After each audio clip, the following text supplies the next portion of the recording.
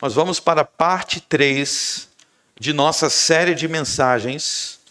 A nossa série de mensagens se chama As Vindas de Cristo em Juízo no Velho Testamento. As Vindas de Cristo em Juízo no Velho Testamento. E nas últimas 3 semanas, nós estamos aprendendo sobre quando Jesus Cristo, antes da sua encarnação, ele veio em juízo para julgar Sodoma e Gomorra. A vinda de Cristo para julgar Sodoma e Gomorra. E hoje é a parte 3. O título de nossa mensagem é O Justo Ló. O Justo Ló. Vamos ler os primeiros 6 versos de Gênesis capítulo 19. Depois,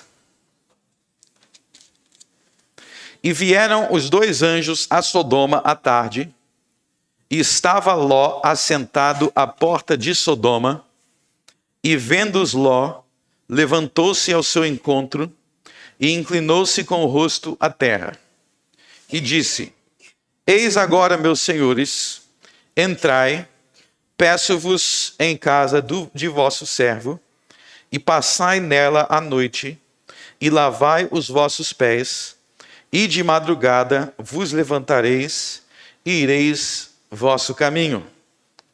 E eles disseram: Não, antes na rua passaremos a noite. E porfiou com eles muito, e vieram com ele, e entraram em sua casa, e fez-lhe banquete, e cozeu os bolos sem levedura, e comeram. E antes que se deitassem, cercaram a casa os homens daquela cidade, os homens de Sodoma, desde o moço até ao velho, todo o povo de todos os bairros, e chamaram a Ló e disseram: Onde estão os homens que a ti vieram nesta noite? Traze-os para fora, para que os conheçamos. Então saiu Ló a eles à porta, e fechou a porta atrás de si. Até aí. Amém. Beber um copinho d'água aqui. Meus irmãos, nós estamos diante de uma das histórias mais trágicas e mais assustadoras de todas as Sagradas Escrituras. Nós vimos nas últimas semanas de um dos mais importantes eventos da história, que foi quando o Senhor Deus, a segunda pessoa da Santíssima Trindade, que é Jesus Cristo, antes dele se tornar homem, ele apareceu para Abraão no capítulo 18, acompanhado de 2 homens, para reafirmar a sua promessa de que Abraão viria uma grande nação, que seria a grande nação de Israel. E na leitura do Novo Testamento, nós acabamos de ler que Estevão contou toda essa história. Então foi até providencial que ele contou a história no contexto que a gente está no sermão. Mas outro motivo que o Senhor anunciou da sua visita é que ele estaria destruindo as cidades de Sodoma e de Gomorra por causa de seus muitos pecados. Na semana passada nós falamos de 2 grandes pecados de Sodoma e Gomorra. Não são os únicos, mas 2 grandes pecados de Sodoma e Gomorra. Número 1, que eles eram muito ingratos a Deus. Eles tinham muitos motivos para adorar a Deus, para servir a Deus, por causa do testemunho de Abraão e de Ló. Mas mesmo diante desse testemunho, eles não se importavam com Deus, eles desprezavam a Deus, eles eram ingratos. Não adoravam a Deus e eram ingratos contra Deus, mesmo com aquele grande testemunho de Abraão e de Ló. E nós vimos que outro pecado deles era a grande opressão contra os pobres. Eles eram grandes opressores em suas riquezas contra os pobres. E é interessante observar que a Bíblia não ensina que a homossexualidade era o único pecado deles.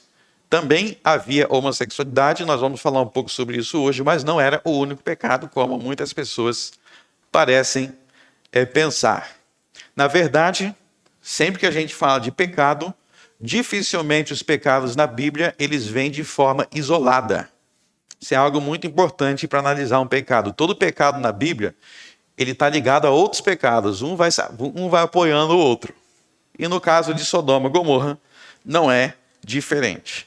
Mas aqui nós vamos ver que, no verso 1, os dois anjos, eles chegaram a Sodoma, e ao chegar a Sodoma, eles encontraram com Ló a porta de Sodoma. Primeira coisa que eu quero dizer para vocês é que até o verso 1, quando eles chegaram, Ló ainda não sabia que eram anjos. Ló ainda não sabiam que eram anjos. Vejam isso lá em Hebreus capítulo 13. Hebreus capítulo 13. Vocês vão aprender hoje algumas coisas sobre Ló que eu tenho certeza que a maioria não sabe. Vamos para Hebreus capítulo 13. Olha só o que ele diz. Permaneça o amor fraternal, não vos esqueçais da hospitalidade, porque por elas alguns, não o sabendo, hospedaram anjos. Não vos esqueçais da hospitalidade. O que é hospitalidade? É receber as pessoas bem, ser hospitaleiro, ser receptivo. Na língua grega, o Novo Testamento foi escrito em grego, a palavra hospitalidade significa, ao pé da letra, amor ao estrangeiro. Hospitalidade, ao pé da letra, no grego, que é a língua do Novo Testamento, significa amor ao estrangeiro. Guarda isso que é importante para a história de Sodoma e de Gomorra. Mas ser hospitaleiro é ter amor pelo estrangeiro no sentido de alguém que é de fora. Estrangeiro no sentido de alguém que é de fora. Então, por exemplo, quando você recebe alguém na sua casa, uma visita, essa visita na sua casa, ele é um estrangeiro no sentido de não ser da sua casa. Aí você vai tratar ele bem. Ou um estrangeiro, alguém de outro país, de outra etnia, e você vai tratar essa pessoa de outro país, de outra etnia, bem. Você está sendo hospitaleiro com essa pessoa no seu país. Guardem isso que é importante para a história de Ló. Mas você vê aí que quando ele fala, ó, não vos esqueçais da hospitalidade, porque por ela alguns, não sabendo, hospedaram o anjo. Quem é esse alguns? Esse alguns é Gênesis 18 e Gênesis 19. Abraão hospedou anjos e Ló hospedou anjos. Ele está falando, eles não sabiam, eles eram hospitaleiros, ou seja, ele está chamando a atenção para a hospitalidade de Abraão e de Ló. Isso é algo muito importante no livro de Gênesis. Ló e Abraão, no livro de Gênesis, eles têm a virtude da hospitalidade. A hospitalidade, o amor ao estrangeiro, é uma das grandes virtudes que o livro de Gênesis enfatiza. Inclusive, vai enfatizar isso no contexto daquilo que o livro de Gênesis vai ensinar sobre escravidão. O Egito não foi hospitaleiro com os israelitas, que eram os estrangeiros na terra do Egito. Eles não foram hospitaleiros com aquele povo diferente, eles os escravizaram. É um dos grandes temas do livro de Gênesis. Mas Ló e Abraão eram hospitaleiros porque eles tratavam bem os estrangeiros, os diferentes, e por isso eles receberam a visita de anjos como parte dessa bênção. Aliás, vocês lembram que a bênção abrâmica, uma das promessas que Deus fez a Abraão, é a promessa da igreja universal.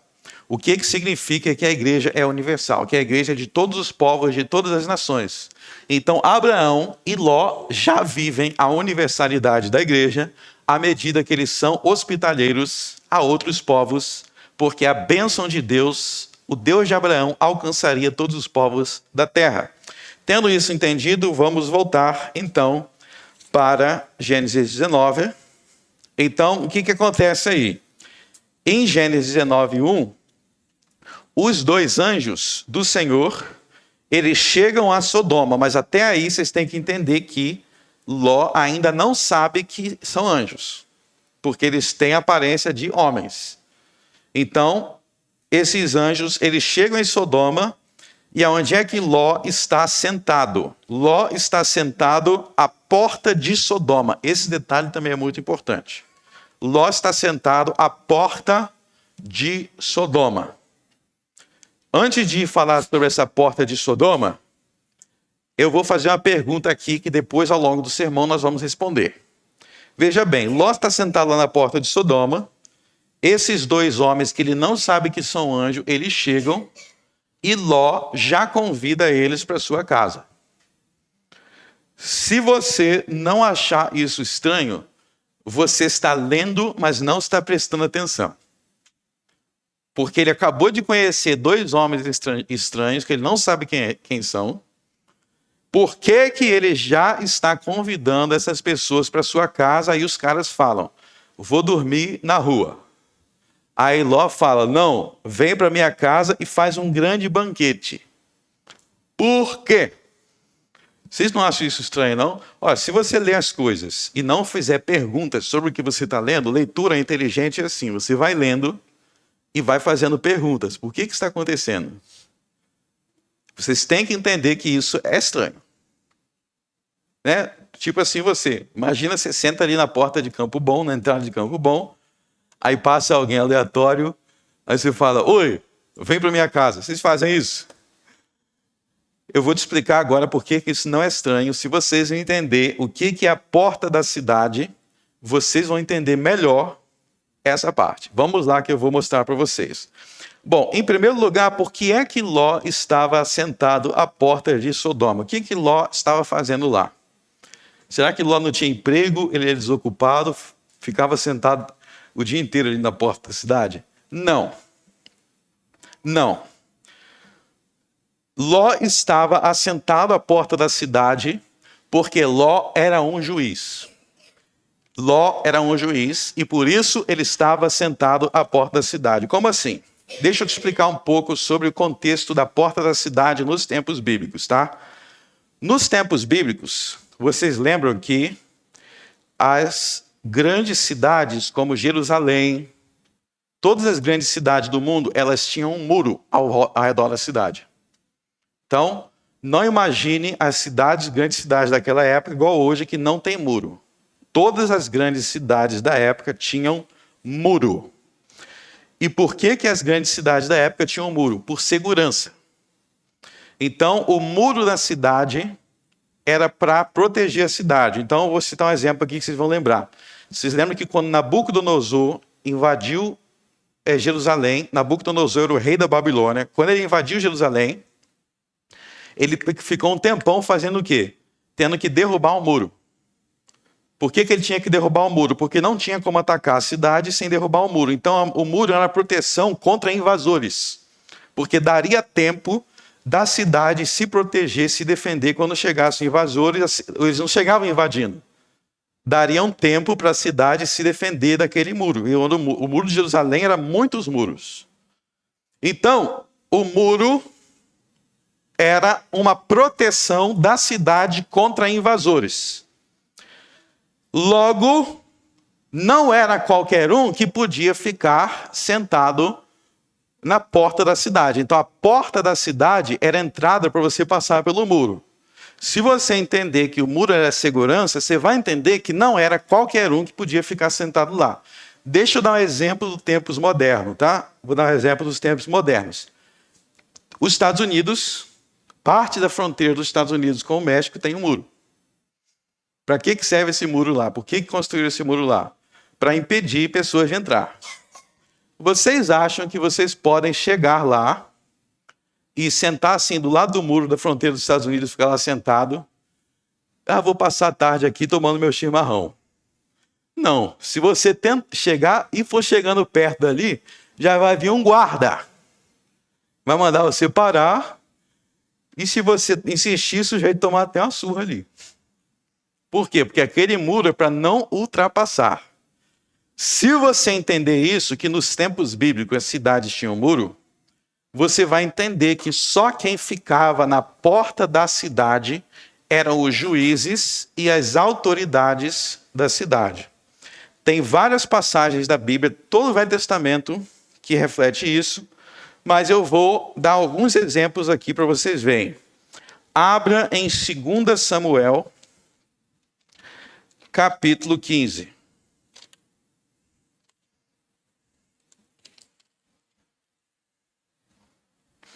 Segunda Samuel, capítulo 15, tem muitas passagens. Aliás, eu sugiro, quando você for ler a Bíblia, sempre que mencionar a porta da cidade, observe que está falando sobre os juízes, as autoridades, o governo daquela cidade. Mas vamos lá, 2 Samuel, capítulo 15. E aconteceu depois disto que Absalão fez aparelhar carros e cavalos e 50 homens que corressem adiante dele. Também Absalão se levantou pela manhã e parava a um lado do caminho da porta. E sucedia que todo homem que tinha alguma demanda para vir ao rei em juízo, chamava Absalão a si. E lhe dizia, de que cidades és tu? E dizendo ele, de uma das tribos de Israel é seu servo. Então veja aqui, quando Absalão ele ia julgar, aonde que ele ia para ficar lá julgando, exercendo a função de juiz? Ele ia até a porta da cidade. Então você vê que a porta da cidade é o lugar em que ficava o juiz e as pessoas que tinham algum problema. Mataram alguém, roubaram meu boi. Ia até a porta da cidade para falar com o juiz. O próprio Jó. Abra no livro de Jó, capítulo 29.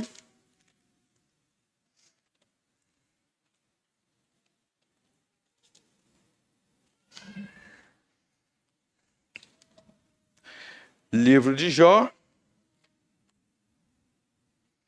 capítulo 29, versos 7 a 7. Quando eu saía para a porta da cidade e na rua fazia preparar a minha cadeira, os moços que me viam se escondiam e até os idosos se levantavam e se punham em pé.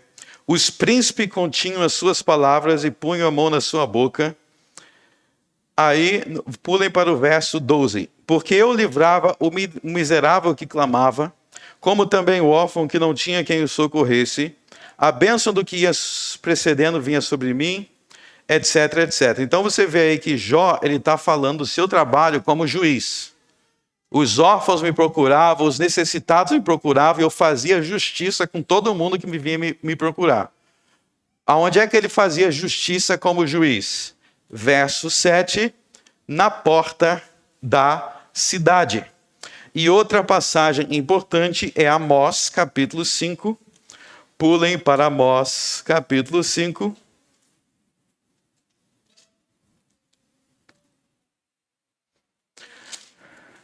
Quem não encontrar Amós, tem que ler a Bíblia mais física, não só no celular, para saber encontrar os livros.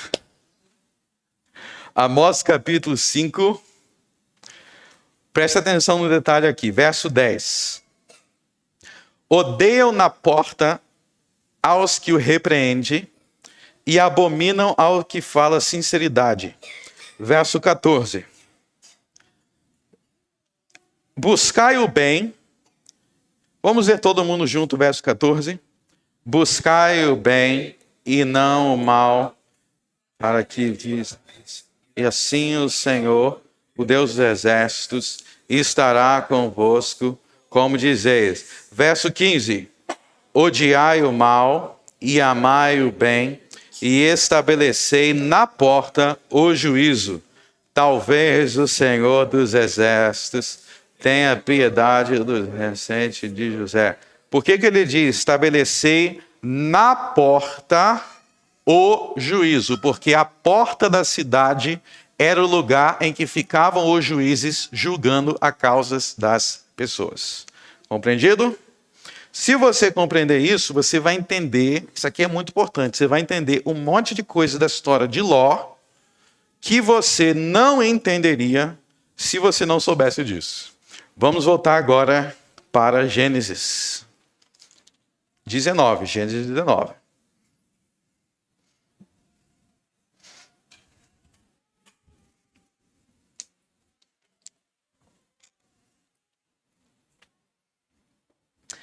Vamos ver novamente aí o versos 1 e 2, que é quando Ló ele recebe os estrangeiros, que na verdade são anjos.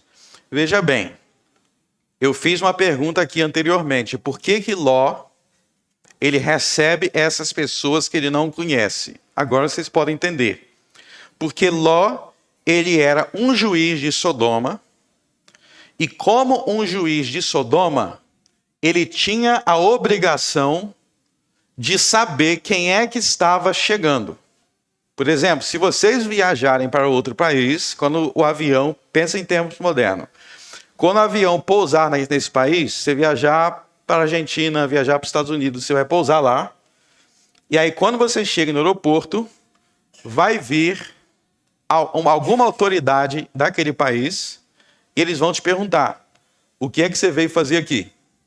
Aí você vai falar, eu vim passear, eu vim visitar fulano. Qual é a tarefa daquele guarda que fica ali na entrada do país? É saber se você não é criminoso, se você não é bandido, se você não é terrorista. Eles estão defendendo o país, vendo quem é que está entrando. Está entendendo? Então, Ló, como uma autoridade, Ló, como um juiz, ele tem que defender, ele tem que saber quem é que está chegando em Sodoma. E por isso, como uma autoridade oficial, ele recebe todo novo visitante em sua casa para entender quem é essa pessoa que está chegando aqui. Então, não é, acabei de ver um estranho aqui na rua, estou botando na minha casa.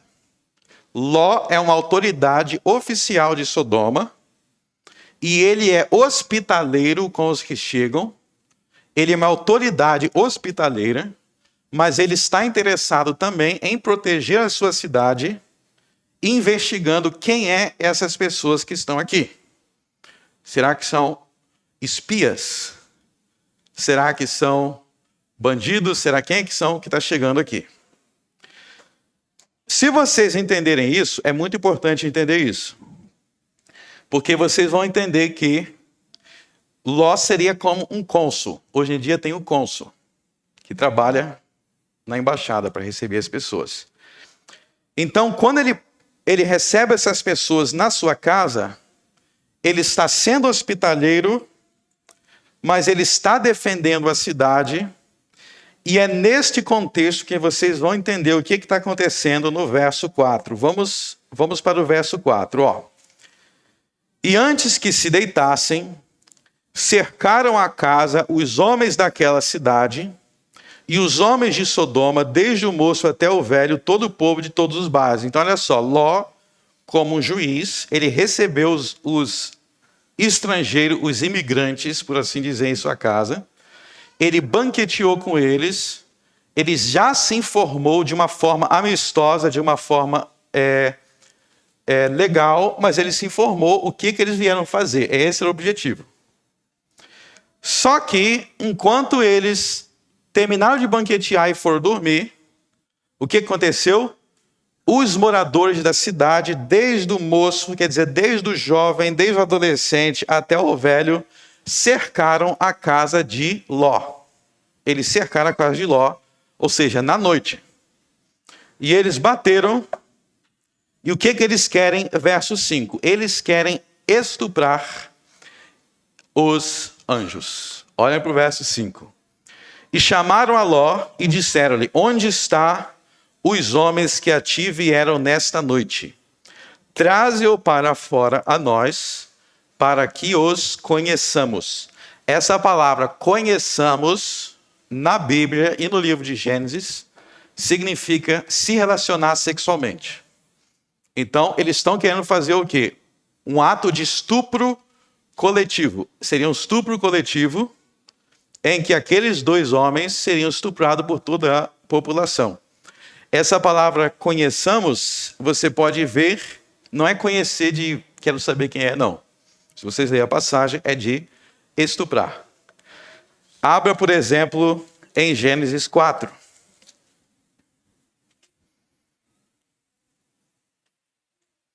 Gênesis 4, verso 1. E conheceu Adão, sua mulher, e ela concebeu e deu à luz a Caim, e disse: alcancei do Senhor um homem. Por que diz assim, ó? E conheceu Adão a Eva. Ué, eles já não se conheciam antes? Conheceu aqui é no sentido de relação sexual. Tiveram relação sexual e nasceu um filho. Então, lá em Gênesis capítulo 19, quando eles dizem, traze-o para fora nós para que conhecemos, quer dizer, bota esses homens aqui na rua porque nós vamos praticar sexo com ele, nós vamos estuprá-los. Agora eu quero que vocês entendam, no contexto que a gente explicou, o que seria esse estupro coletivo. O que seria esse estupro coletivo? E ó, porque isso ainda acontece até hoje, tá? Isso aqui ainda existe lugares que acontece isso até hoje. Mas vamos lá, para vocês entenderem. Olha o que eles dizem no verso 9. Quando Ló não aceita, no verso 9, eles dizem assim, ó. Eles, porém, disseram, sai daí, disseram mais. Como estrangeiro, este indivíduo veio aqui habitar e queria ser juiz em tudo. Agora te faremos mais mal a ti do que a eles. E arremessaram-se sobre o homem, sobre Ló, e aproximaram-se para arrombar a porta. Então eles estão falando, agora nós vamos estuprar você. Mas você vê que eles dizem aí, ó, duas coisas no verso 9, preste atenção. Eles se referem a Ló como estrangeiro de forma depreciativa. Como estrangeiro, esse indivíduo é um estrangeiro e ele veio para cá querendo ser juiz de tudo. Tá vendo o juiz? Ou seja, eles estão revoltados com Ló. E aí vocês precisam entender que o contexto é o seguinte. Vou te explicar qual é a intenção deles. Os sodomitas, eles odeiam estrangeiros. Eles são o que hoje a gente chama de xenofobia. Eles são xenofóbicos, eles não são hospitaleiros. Amor aos estrangeiros, eles são xenofóbicos. E eles estão suspeitando que esses dois anjos, que eles não sabem que é anjo, mas eles acham que são dois espias. Eles estão achando que Ló está cobertando espias, porque quando você queria atacar uma nação naquela época, por exemplo, quando Josué foi atacar os cananeus, quando Josué foi atacar Jericó, o que Josué mandou? Primeiro, para atacar, mandou 2 espias, lá em Josué 2, 2 espias. O que os espias tinham que fazer? Eles tinham que sondar a cidade, para ver como é que ia atacar. Então, esses homens aqui, o que os sodomitas estão pensando? Que Ló, esse estrangeiro, está querendo atacar a nossa cidade, e esses 2 homens que estão com ele são espias, e o que a gente vai fazer para mostrar a eles quem é que tem poder, quem é que vai mandar? Nós vamos humilhá-los através de um estupro coletivo. Então, o estupro coletivo aqui é uma tentativa de humilhar o estrangeiro. É uma humilhação sexual. E isso acontece muito nos dias de hoje. Por exemplo, tem casos na cadeia, você vai na prisão e existem alguns tipos de bandidos que eles querem humilhar aquele bandido. Aí eles praticam estupro contra aquele bandido. Então, o estupro aqui aparece na história como parte de um povo pervertido, um povo sexualmente pervertido, que eles usavam do estupro, do abuso, como forma de humilhar aqueles que se consideravam mais fracos. Então eles estão querendo provar que Ló não vai mandar na cidade deles, Ló não vai ditar ordens ali, eles não vão mais aceitar Ló como juiz, como autoridade, e por isso eles vão humilhar e estuprar os visitantes de Ló. E isso é muito comum até hoje no mundo. Isso é muito comum no mundo onde você tem conflitos étnicos. Muitas vezes você tem diferentes povos. E aí o povo que quer a etnia que quer se mostrar superior, eles vai lá e estupra. Ou acontece muito em comunidades mais carentes, estupros como forma de mostrar o poder. E isso é claro que faz parte de uma cultura sexualmente pervertida. E aí eu quero aqui mostrar para vocês que existem 2 apóstolos do Novo Testamento que mencionam essa história. Abram em primeiro lugar na segunda carta de Pedro.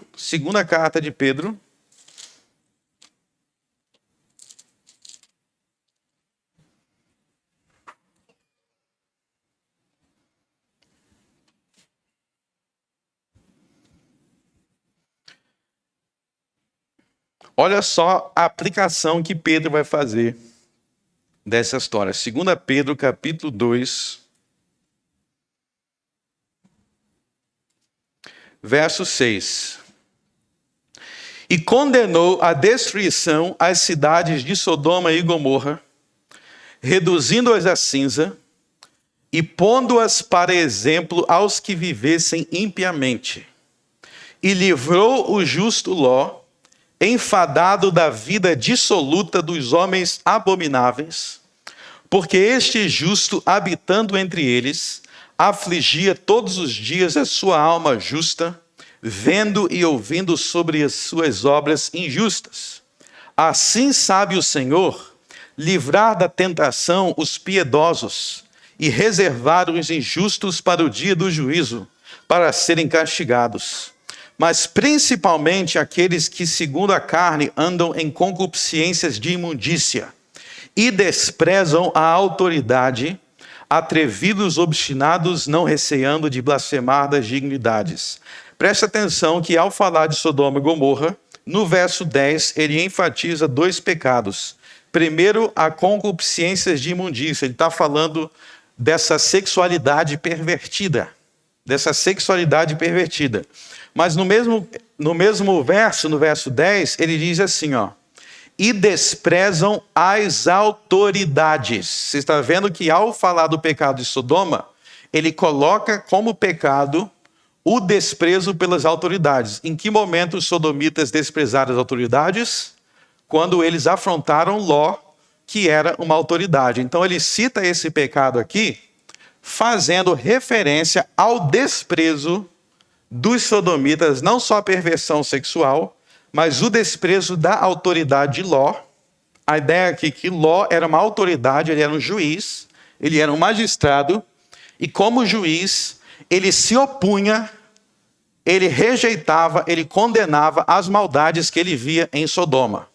Ou seja, olhando para o contexto maior, vocês vão entender que os pecados de Sodoma incluía não só a perversão sexual, mas incluía a opressão dos pobres, a opressão dos necessitados, só que Ló, como juiz, ele era uma exceção a isso. Ló, como juiz, ele era justo. Ló, como juiz, ele testificava do Deus verdadeiro e defendia a causa dos fracos. E é por isso que diz o texto que ele foi desprezado como autoridade. A sua autoridade foi desprezada lá. Por quê? Porque ele não aguentava mais esses homens abomináveis. Verso 8. Todos os dias Jó afligia sua alma, vendo e ouvindo as suas obras justas. Todos os dias Ló, ele ia para a porta de Sodoma, e tinha que ficar ouvindo causos e mais causos de confusão que ele tinha que resolver de um povo ímpio, injusto e opressivo. Agora vá para o apóstolo Judas. Apóstolo Judas não é Judas Iscariotes, tá? É Judas Tadeu. Apóstolo Judas, veja que ele vai falar a mesma coisa sobre Ló. Verso 7. Assim como Sodoma e Gomorra e as cidades circunvizinhas, que havendo-se entregue à fornicação como aqueles, e ido após outra carne, foram postas por exemplo, sofrendo a pena do fogo eterno. E contudo, também estes, semelhantemente adormecidos, contaminaram a sua carne e rejeitam a dominação e difamam as dignidades. Então você vê aí que ele vai falar novamente da perversão sexual, mas ele fala também da falta de respeito pelas autoridades, pelos juízes, pela dominação e dignidade, são as autoridades. Então, uma das características dos perversos é a anarquia, é a rejeição de toda autoridade, é a rejeição de todo governo, e é isso que eles fizeram contra Ló. Agora vamos voltar lá para Gênesis 19. Vocês viram aí então que existe um pecado duplo, que é em Gênesis 19, que é não só a perversão sexual, mas é o uso da perversão sexual para impor a impiedade e para rejeitar, vocês viram isso em 2 Pedro e viram isso em Judas, para rejeitar um governo, um juiz que é pautado pela justiça de Deus. Eu vou repetir. Um dos pecados de Sodoma e de Gomorra é que eles usavam a perversão sexual para rejeitar a autoridade de um juiz, de um magistrado que queria governar segundo a lei de Deus. E nessa história, então, nós somos ensinados algo. Isso aqui que eu vou falar agora é uma das coisas mais importantes da história de Sodoma e Gomorra que vocês precisam guardar e não se esquecer. Essa história de Sodoma e Gomorra nos mostra, nos ensina que existe uma lei moral de Deus que é perpétua e universal. Existe uma lei moral de Deus que é perpétua e universal. O que significa? A lei de Deus, a lei moral de Deus, ela é perpétua porque ela vigora para todas as épocas. Deus tem uma lei moral que ela vigora para todas as épocas. Então vamos nos perguntar, por exemplo, em qual época não era pecado idolatrar? Sempre foi pecado. Em qual época não é pecado perversões sexuais? Em qual época não é pecado na Bíblia a opressão dos pobres? Tem alguma época que essas coisas não são pecaminosas? Então, vocês têm que entender que a finalidade dessa história é mostrar que existe uma lei moral de Deus que ela é perpétua, ou seja, ela se aplica a todos os lugares, a todos os momentos. Isso foi ensinado pelo Senhor Jesus em Mateus 19.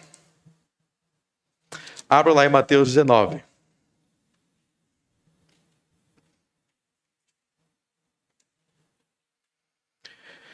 E aconteceu que, concluindo Jesus esses discursos, saiu da Galiléia e dirigiu-se aos confins da Judéia, além do Jordão.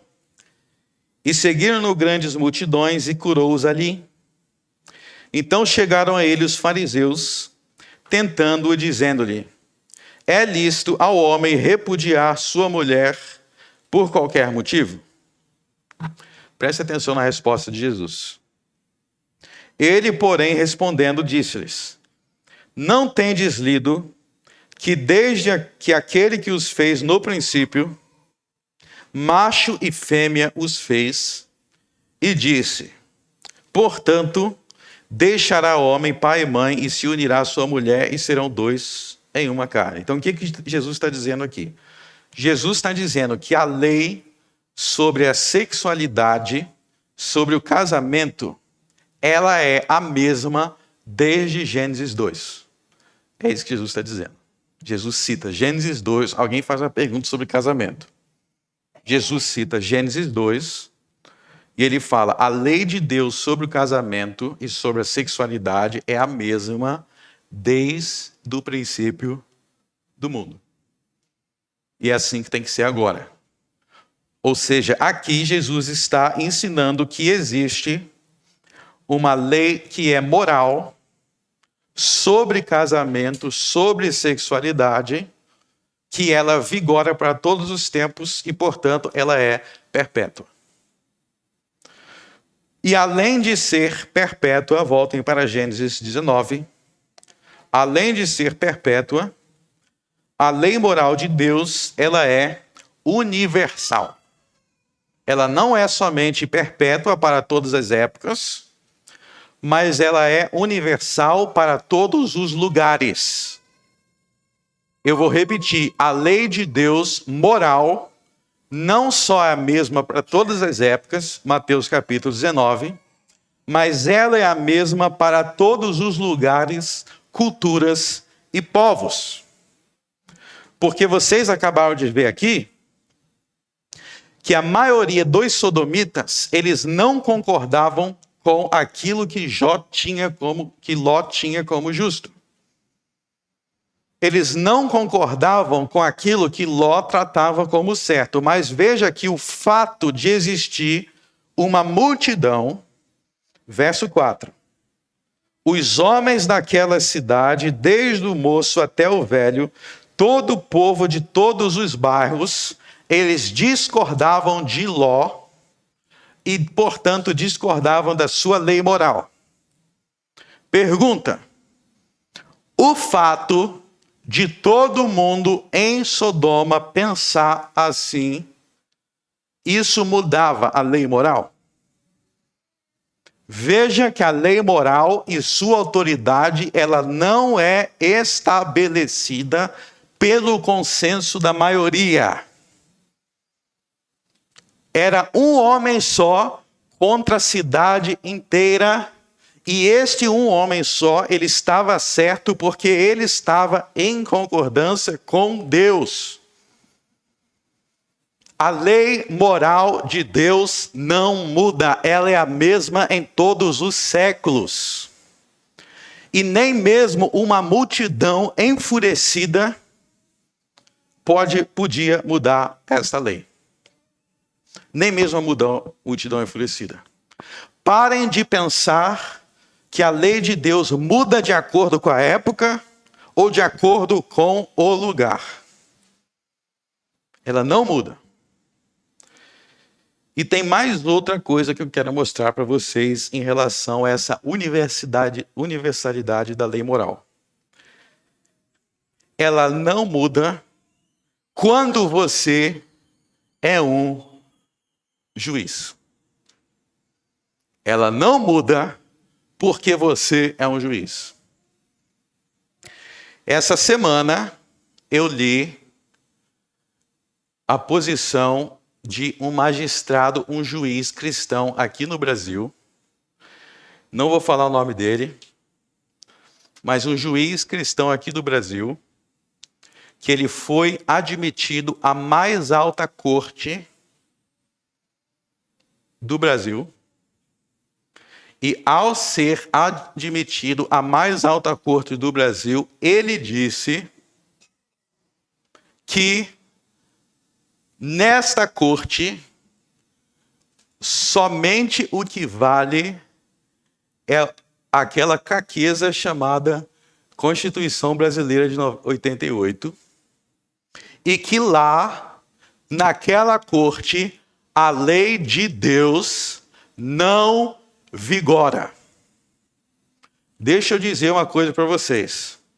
Todo mundo que acredita que existe uma corte em que a lei de Deus não vigora é um sodomita.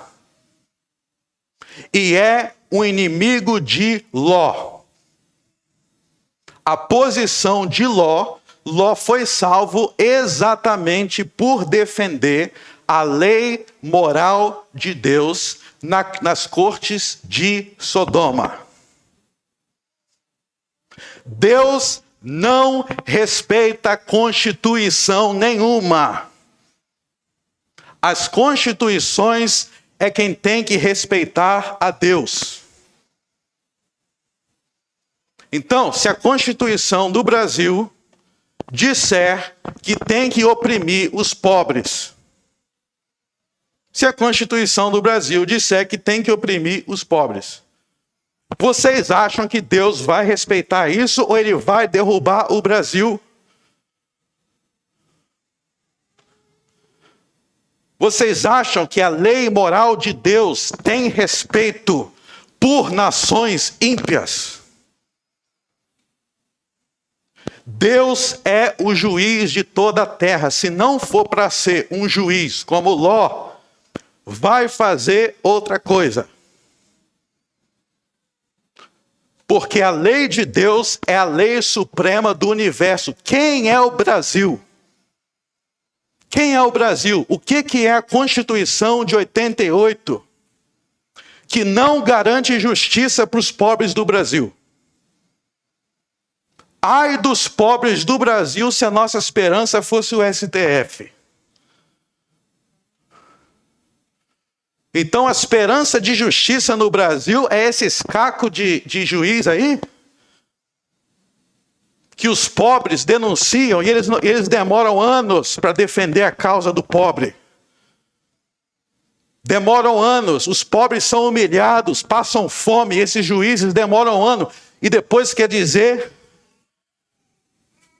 somos nós que vamos defender, com base nas nossas leis, e a lei do Senhor não tem lugar aqui.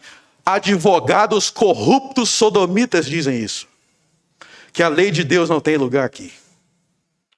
Se você quiser ser advogado dizendo que a lei moral de Deus não vigora ali, procure outra profissão, porque você é um advogado do diabo. Advogado do diabo. A esperança dos pobres é Jesus Cristo, é assim que sempre foi. Ele ouve a causa do oprimido. Jesus ouve a causa do oprimido e ouve rápido. Não igual esses policiais lentos do Brasil. O pobre liga para a polícia, o policial lá faz de conta que não recebeu a denúncia. 20, 30 anos para chegar alguma coisa no STF. Depois quer botar a banca que está acima de Deus. Arrogantes, imundos. Imundos. Vocês não têm moral para dizer aonde que a lei moral de Deus vai vigorar. Ela vigora sobre todas as culturas. E Jeová fará chover, sim, fogo e enxofre contra todos os juízes que rejeitam isso. Como ele fez contra Sodoma. Vocês querem que a gente diga que a lei moral de Deus tem algum lugar que ela não vigora? Então me diga que base que eu tenho para criminalizar homicida, estuprador e ladrão. Não é com base na lei moral de Deus. Então é com base em quê? Nas obras de Michel Temer. Vocês só podem estar brincando comigo.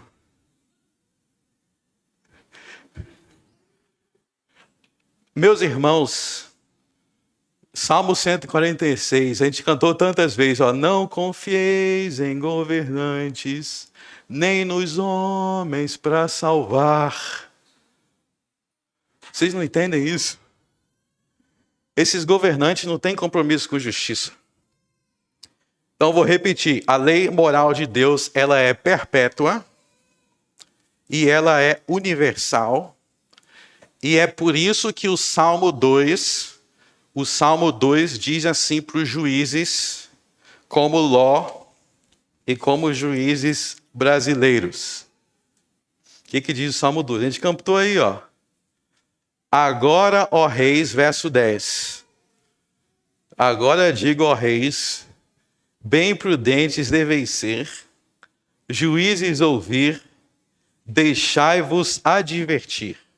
Juízes, está vendo que Jesus está falando com juízes?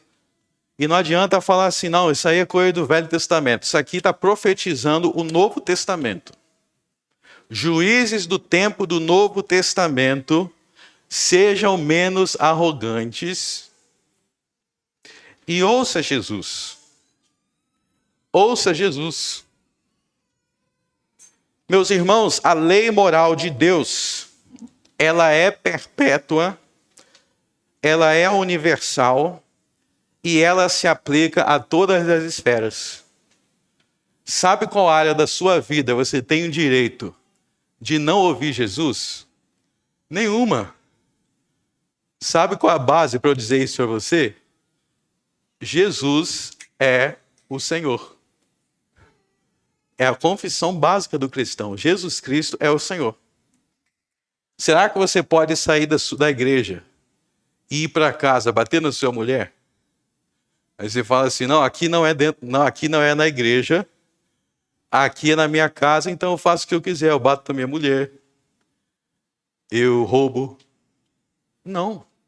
Em esses mandamentos de Jesus, amarás o teu próximo como a ti mesmo, não matarás, não roubarás, eles se aplicam a todas as esferas.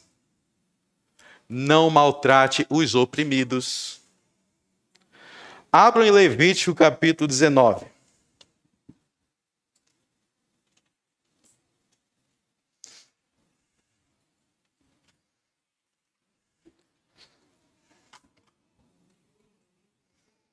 Levítico 19.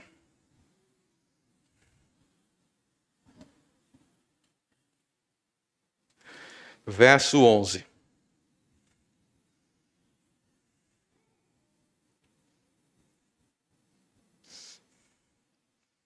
Não furtareis, nem mentireis, nem usareis de falsidade cada um com o seu próximo.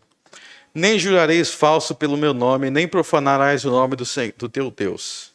Eu sou o Senhor. Não oprimirás o teu próximo. Não oprimirás o teu próximo. Por que Sodoma e Gomorra foram destruídos? Um dos motivos foram esses.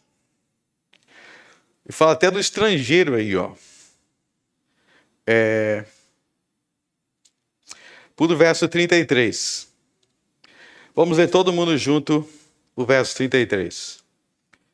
E quando o estrangeiro...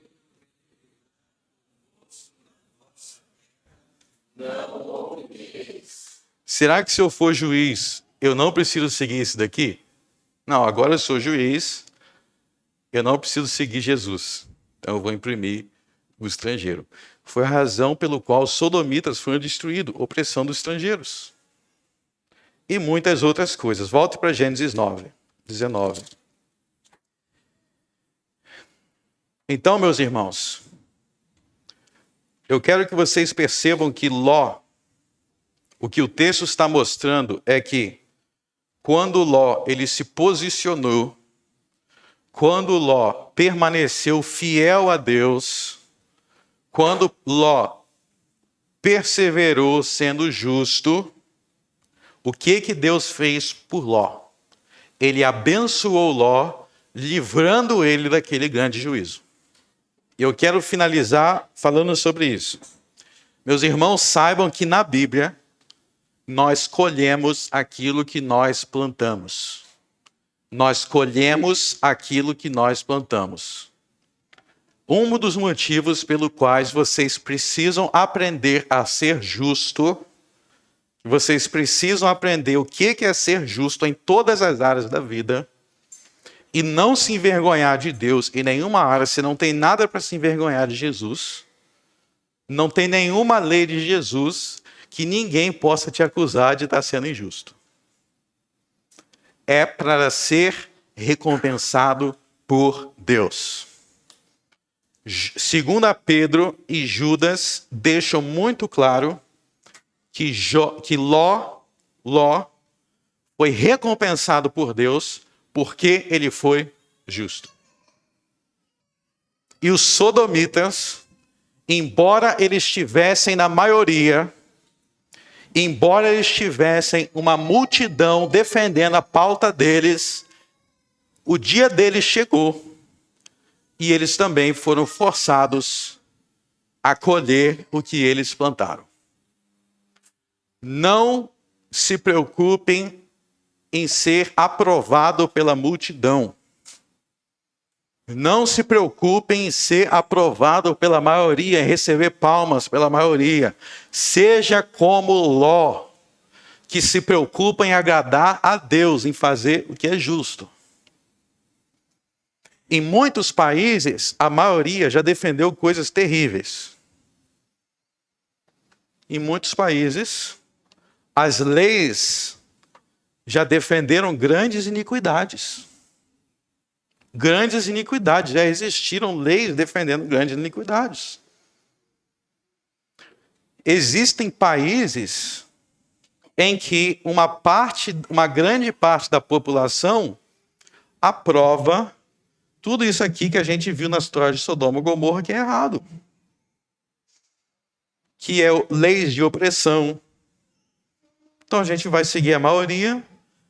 Seguir a maioria, quando a maioria está errado, é pedir para ser julgado por Deus. Não siga a maioria, siga o certo, o correto, o justo. Aprenda a amar o Senhor e aprenda a amar o teu próximo como a ti mesmo, mesmo quando a multidão está contra o teu próximo. Aprenda a olhar para os oprimidos. Aprenda para olhar para aqueles que nada têm. A gente tem como praticar isso já na igreja. Comece a perceber aquelas pessoas na igreja que são sozinhas. Dê atenção para essas pessoas. Dê atenção para os necessitados, para os doentes. Não siga a multidão.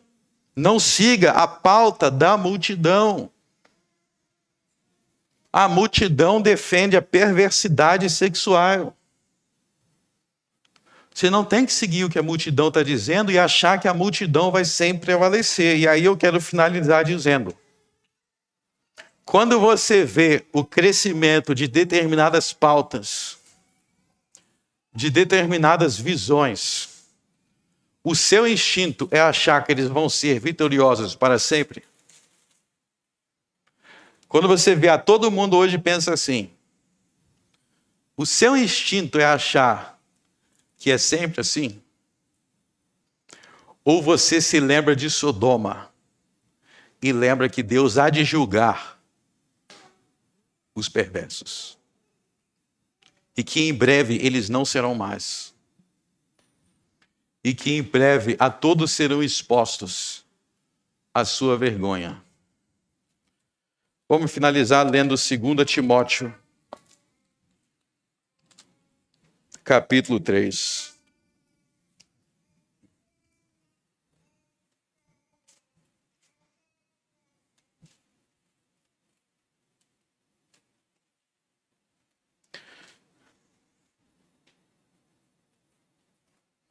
Verso 2. Porque haverá homens amantes de si mesmos, avarentos, presunçosos, soberbos, blasfemos, desobedientes a pais e mães, ingratos, profanos, sem afeto natural, irreconciliáveis, caluniadores, intemperantes, cruéis, sem amor para com os bons, traidores, obstinados, orgulhosos, mais amigos dos prazeres do que amigo de Deus. Pulem para o verso 9. Não irão, porém, avante.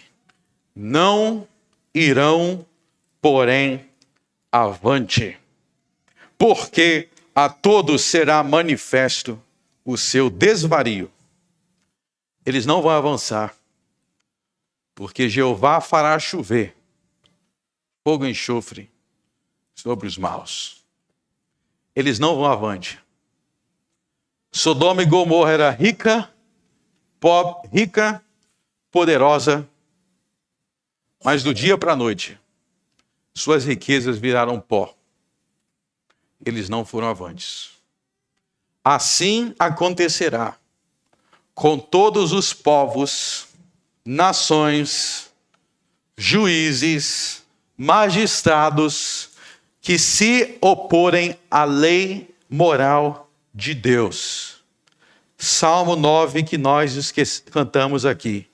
Os ímpios no inferno lançados serão também as nações que se esquecem de Deus.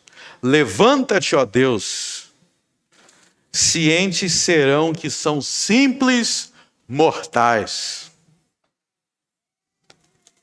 Vamos orar. Altíssimo Deus, graças te damos por Jesus Cristo e pelos muitos exemplos de justiça que nós temos nas Sagradas Escrituras. Que nós não venhamos ser arrogantes, pensando que nossas leis são as maiores do universo. Que nós venhamos entender que há uma lei acima de todas as leis. Que há um juiz acima de todos os juízes. Que nós venhamos entender que Deus não tolera a ingratidão, que Deus não tolera aqueles que olham para o seu próximo e o desprezam, que Deus não tolerará aqueles que tratam as suas leis fracas e pobres como estando acima do bem e do mal. Levante, Senhor, em nosso meio juízes como Ló, para que venham a aprender e a defender a causa do pobre, da viúva, do necessitado e da verdade de Deus em nossos tribunais. Que em nosso dia a dia nós venhamos viver esta verdade, não se conformando a este mundo, mas renovando nosso entendimento pela boa, perfeita e agradável vontade de Deus. No nome de Cristo, o Rei dos Juízes, nós oramos. Amém.